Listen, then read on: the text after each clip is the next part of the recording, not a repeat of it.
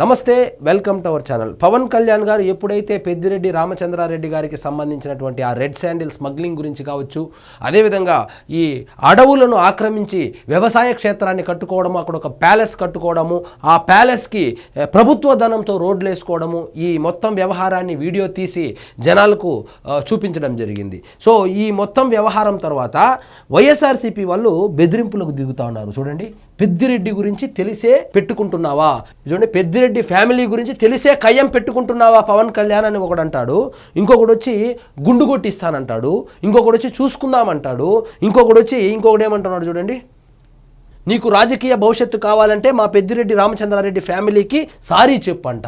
So వీళ్లకు తెలియాల్సినటువంటి విషయం ఏంటంటే, పవన్ కళ్యాణ్ గారు యుక్త వయసులో ఉన్నప్పుడే, రాజకీయాల గురించి పెద్దగా అవగాహన లేనప్పుడే పంచలూడదీసి కొడతానని ఎవరిని, జగన్మోహన్ రెడ్డి గారిని కాదు, జగన్మోహన్ రెడ్డి గారి తండ్రి గారైనటువంటి రాజశేఖర్ రెడ్డి గారిని అనడం జరిగింది. సో పవన్ కళ్యాణ్ అనేటువంటి వ్యక్తి రాజశేఖర్ రెడ్డి గారికే భయపడినప్పుడు ఇప్పుడేదో జగన్మోహన్ రెడ్డి గారికో, లేకపోతే జగన్మోహన్ రెడ్డి గారి దగ్గర పనిచేసేటువంటి పెద్దిరెడ్డి రామచంద్రారెడ్డి గారికో లేదా మిథున్ రెడ్డి గారికో భయపడతాడు అనుకోవడము అమాయకత్వం అవుతుంది. సో పవన్ కళ్యాణ్ గారిని కెలికితే ఇంకా ఎక్కువ డ్యామేజ్ జరుగుతుందే కానీ ఆయన జోలికి వెళ్ళనంత వరకు ఆయన గమ్మునే ఉంటాడు. సో వాస్తవంగా మొదట్లో పవన్ కళ్యాణ్ గారు జోలికి వెళ్ళి ఎవరు వెళ్ళింది, సో అసెంబ్లీ గేటు తాకనివ్వనని చెప్పి, అదేవిధంగా పిఠాపురంలో ఓడించాలని చెప్పి అక్రమంగా సంపాదించినటువంటి డబ్బులు తీసుకెళ్లి పిఠాపురంలో కూర్చొని మండలానికి ఒక ఇన్ఛార్జిని పెట్టి ముద్రగడ్డ పద్మనాభం దగ్గరికి వెళ్ళి కాపులంతా మన వైపు తిప్పుకోవాలని చెప్పి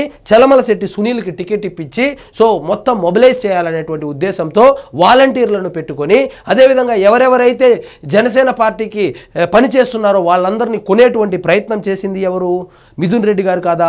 ఏ విధంగానైనా పవన్ కళ్యాణ్ గారిని అసెంబ్లీలోకి రాకుండా అడ్డుకోవాలని చూసింది ఎవరు, పెద్దిరెడ్డి రామచంద్రారెడ్డి గారే కదా. సో పవన్ కళ్యాణ్ గారేమో చెప్పకుండా చేయలేదు.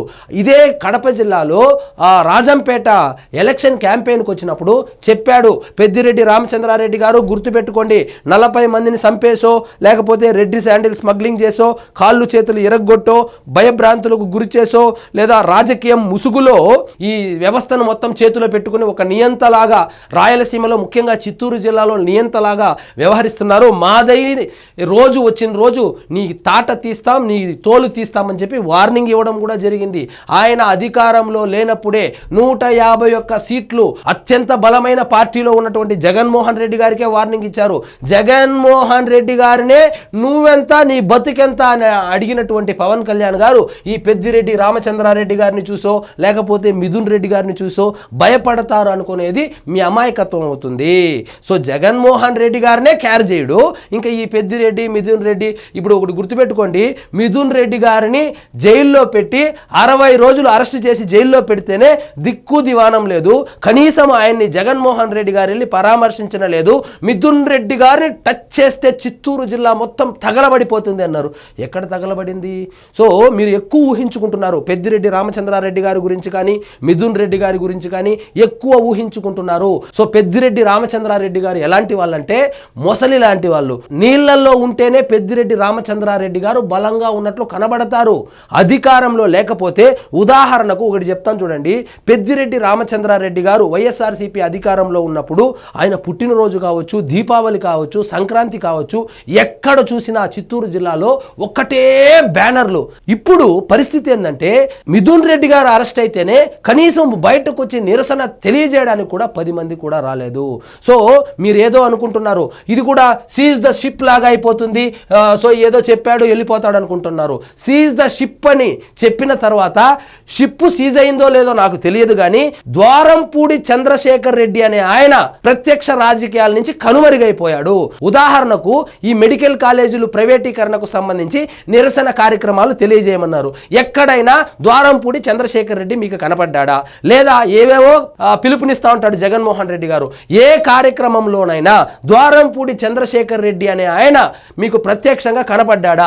ఎప్పుడైనా ప్రెస్ మీట్ పెట్టాడా? కనీసం కాకినాడలో ఉన్నాడా? కనీసం రాష్ట్రంలో ఉన్నాడా? సో పవన్ కళ్యాణ్ గారు కొట్టే దెబ్బ ఎట్లా ఉంటుందంటే, చెట్టును నరకవలసినటువంటి అవసరం లేదు, వేర్లు పీకేస్తే చెట్టే చచ్చిపోతుంది అనేటువంటి కోణంలో ఆయన స్ట్రాటజీ ఉంటుంది. సో ఇప్పుడు Dwarampudi Chandrasekhar Reddy seize the ship అన్నాడు, అది సీజ్ ద షిప్ కాదు, seize the Dwarampudi. Dwarampudi seize అయిపోయాడు, ఎక్కడ పోయాడో కూడా కనపడడం లేదు.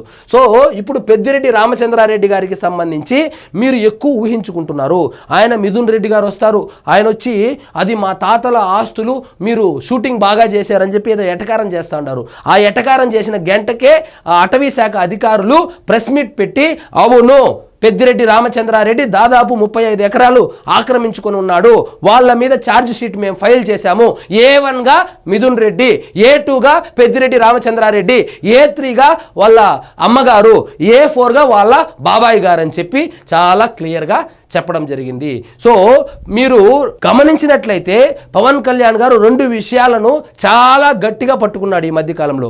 ఒకటి రెడ్ శాండిల్, మొన్న చూసాం, నలుగురు కింగ్ పిన్లు ఉన్నారు, ఆ నలుగురు కింగ్ పిన్లు ఎవరో మాకు తెలుసు, వాళ్ళ కథ చూస్తామని చెప్పి అక్కడ వార్నింగ్ ఇచ్చి రావడం జరిగింది.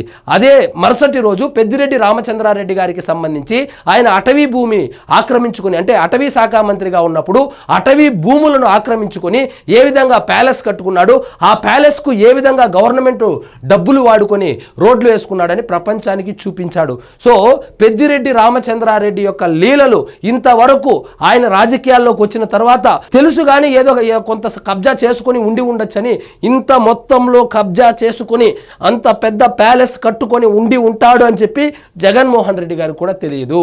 నిన్న ఆ వీడియో చూసిన తర్వాతే వైఎస్ఆర్సీపీ కార్యకర్తలు కూడా ఒరే పెద్దిరెడ్డి రామచంద్రారెడ్డి అని ఏమో అనుకున్నాము, బాగానే వేసాడు వెనకేసాడని చెప్పి అనుకుంటా ఉన్నారు.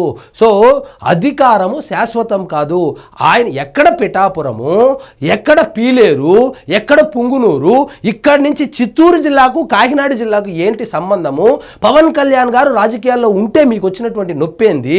సో అధికార మదంతో ఒక వ్యక్తి సొంతంగా పార్టీ పెట్టుకుని ఎలాగైనా అసెంబ్లీకి పోవాలని చెప్పి ట్రై చేస్తూ ఉంటే ఆయన మీద మీరు అప్పుడు చేసినటువంటి దుశ్చర్యలు ఏదైతే ఉందో దానికి న్యూటన్స్ లా ఉంది కదా, చర్యకు ప్రతిచర్య.